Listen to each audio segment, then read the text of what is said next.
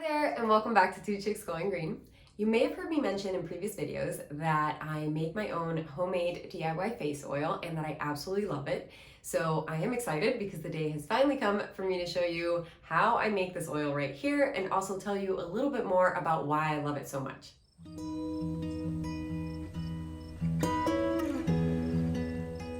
Just to give you a little bit of backstory here, a few years ago when I was switching to more natural and zero waste products, I found this plastic-free makeup remover that was all natural and only has 3 ingredients, which is amazing. And I found out that it doubled as a face oil for moisturizing. So I figured, why not try it out instead of my super expensive all natural moisturizing creams that I was using at the time. And right away, I absolutely loved using it as my only moisturizing oil. I had also started making my own lip balms and some other personal care DIYs, so I figured, why not give a facial oil a shot as well.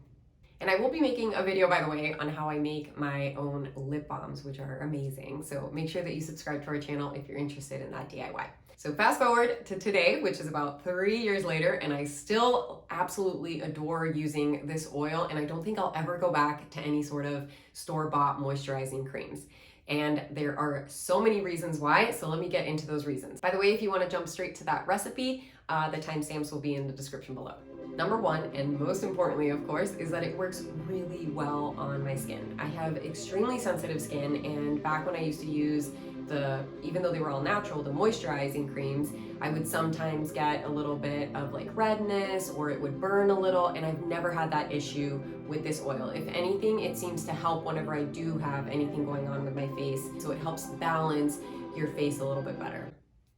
Your skin, not your face. That sounded weird.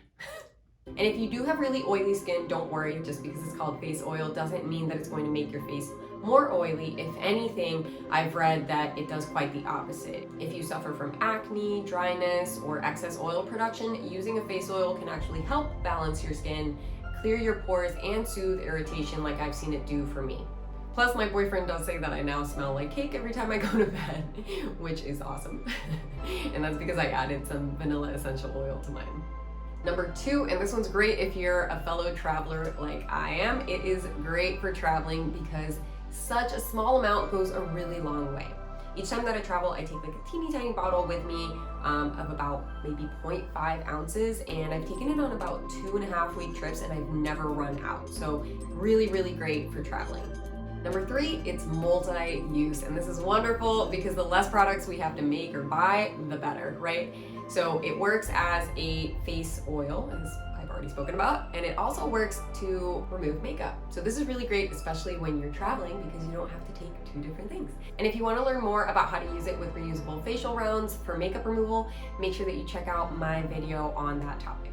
Number 4, and this is a really big one if you try to watch your budget like I do, this DIY version is so much cheaper than similar store-bought versions. So this will cost you about $5 to $10 to make about this amount, but I've seen some sell for about $70, so I don't know what magic is in that bottle. $70 sounds just extravagant to me. Number 5, because I purchased the high quality oils from a zero waste bulk shop, I keep this DIY as eco-friendly and as low waste as possible, and I also use my own containers that are upcycled, and it's also better for the planet because you're not washing down those like chemical ingredients that are in most store-bought creams and oils into our waterways.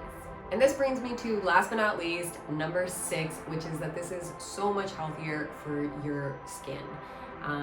A lot of the store-bought products and creams and lotions contain lots of harmful toxic ingredients. Even ones marketed as being all natural can contain these, thanks to greenwashing, of course, as we've mentioned in other videos. So make sure that you watch our video on this topic, which is staying away from harmful fragrances and toxic ingredients in your everyday personal care products. I'll link that video in the description below. And on that note, let's get into that DIY. First off, I'll talk about how to make this as well as the ingredients that you can choose from and the ones that I used. Then I'll talk about how to use it, and then I'll give you some tips and tricks for like storage and extending the life and some other important information that you may want to know. When it comes to the ingredients used, I did base mine off of the SW Basics makeup remover that I told you that I absolutely loved and that I reviewed in a video a couple of years ago.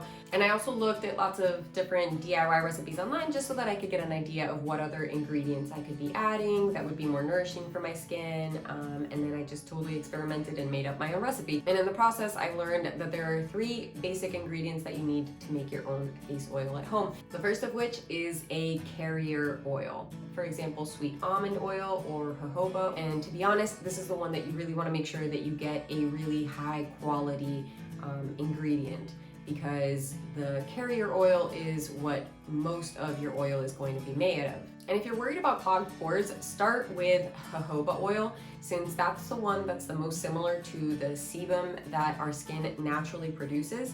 So it's a really great one to start with. I know I personally tried coconut oil at first, and that one didn't really work for me, and I've heard of other people also breaking out from coconut oil. So if it works for you, great, but it seems like that might be the only one that I've heard more people have trouble with.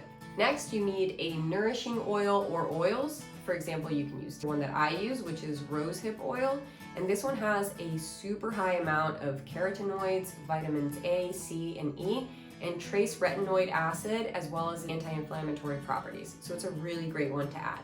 And then you'll add some essential oils.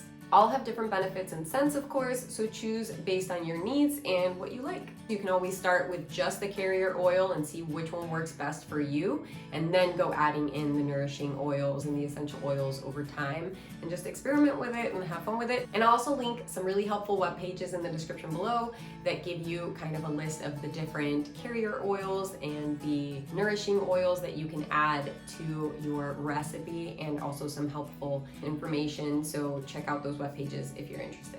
Once you have your ingredients ready to go, next up is making the DIY oil. And this is the really fun part. All I do is use a glass jar with a lid for easy mixing, and then I add my carrier oil. Usually about 2/3 of the oil should be the carrier oil, which for me is a mixture of jojoba, almond oil, and castor oil.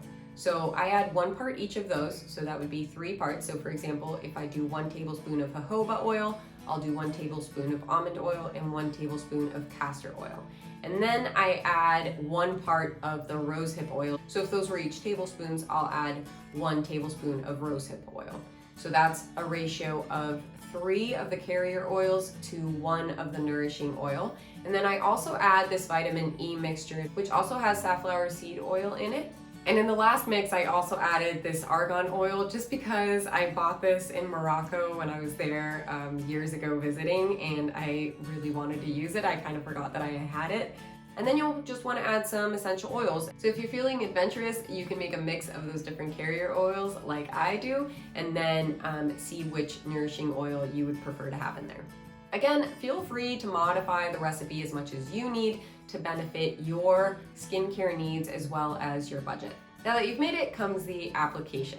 I personally just use it after I've showered and washed my face with my complexion bar. Sometimes I use witch hazel as a toner, and then I apply the face oil. So it does do best when your face is a little bit damp, so you lock in that moisture. And you're supposed to dab it, not rub it in. I rub it in. I guess I've been doing it wrong this whole time. It works for me. And also make sure that you always apply it to a clean face. Never apply face oil to a dirty face, or you'll lock in all that grime and then your face will not be happy at all. Some other tips: make sure that you use really high quality ingredients, especially for the carrier oil, like I already said, organic and unrefined. This way it'll last as long as possible, which is supposed to be like 6 months to a year, something like that. And then if you store it in the fridge, it's supposed to last longer. I just keep it on my counter in the bathroom, away from sunlight, in a cool, dry place. So you can do that as well. That's the easiest thing. Just remember that this doesn't contain preservatives or anything like that. So if you would rather make a smaller amount each time that you make it, that would be the best thing probably. Well, I hope you liked this video, and if you did, please, please, please give it a big thumbs up. Also, I hope you try the DIY face oil at home, and if you do, let me know how it goes. I'd love to hear from you in the comment section below, or if you already use one and you have some ingredients that are your favorites, I would love to hear from you. So please drop those in the comment section below. Also, we have a Ko-fi page, so if you really love today's video and you'd like to morally support me or buy me a coffee or anything like that, I will link that Ko-fi page in the description below. And if you haven't subscribed to our channel, I really hope that you do. We have all sorts of sustainable living type videos, eco challenges, eco product reviews, eco gift ideas. The list goes on, zero waste swaps. So we have lots of videos on the topic of living a more eco-friendly and healthier lifestyle. So I hope that you join us, and thank you so much for watching today, and have a great day.